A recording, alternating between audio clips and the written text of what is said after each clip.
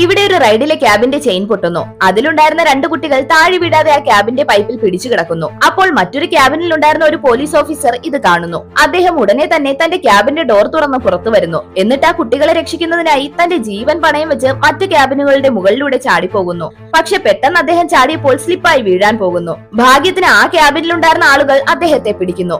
അദ്ദേഹം ക്യാബിന്റെ മുകളിലേക്ക് കയറുന്നു. അതിനുശേഷം വീൽ റൈഡിലെ സ്റ്റീൽ ബാറിലൂടെ പിടിച്ചു കയറാൻ ശ്രമിക്കുന്നു. അതിലൂടെ കയറി പോകാൻ അദ്ദേഹം വളരെയധികം ബുദ്ധിമുട്ടുന്നു. പക്ഷെ ആ കുട്ടികളെ രക്ഷിക്കണമെന്ന ചിന്ത അദ്ദേഹത്തെ മുന്നോട്ട് പോകാൻ സഹായിക്കുന്നു. അദ്ദേഹം ആ വീലിന്റെ ഒരു പ്ലാറ്റ്ഫോമിലേക്ക് വരുന്നു. എന്നിട്ട് അവിടെ ഉണ്ടായിരുന്ന ഒരു കേബിളും എടുത്ത് സ്റ്റീൽ ബാറിലൂടെ വീണ്ടും ക്യാബിനിലേക്ക് പോകുന്നു. പക്ഷെ അദ്ദേഹം ക്യാബിനിലേക്ക് കയറിയതും ആ വീലിന്റെ ഗിയറിന് എന്തോ പറ്റി വീൽ സ്റ്റോപ്പ് ആവുന്നു. അദ്ദേഹം ഉടനെ തന്നെ ആ കുട്ടികളുള്ള ക്യാബിന്റെ റൂഫിലേക്ക് ചാടുന്നു. എന്നിട്ട് ആ കേബിൾ അവിടെ കെട്ടി ആ കുട്ടികളുടെ അടുത്തേക്ക് വരുന്നു. അപ്പോൾ അതിലുണ്ടായിരുന്ന ആൺകുട്ടി ആദ്യം തന്റെ സഹോദരിയെ രക്ഷിക്കാൻ പറയുന്നു.